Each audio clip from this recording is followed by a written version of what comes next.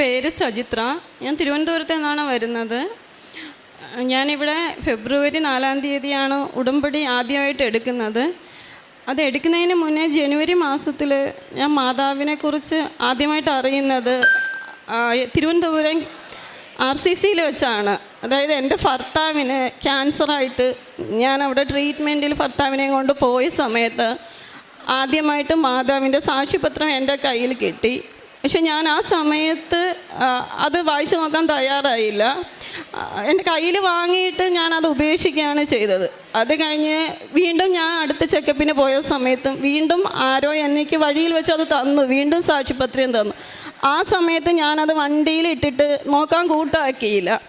അത് കഴിഞ്ഞ് ഭർത്താവിന് മൂന്നാമത്തെ സമയം MRI സ്കാൻ ചെയ്യാൻ പോയ സമയത്ത് റിപ്പോർട്ട് വാങ്ങാൻ നിന്നപ്പോൾ ഒരമ്മ എൻ്റെ കയ്യിൽ കൊണ്ടുവന്നു, വീണ്ടും സാക്ഷ്യപത്രം മൂന്നാമതായിട്ട് എൻ്റെ കയ്യിൽ തന്നു.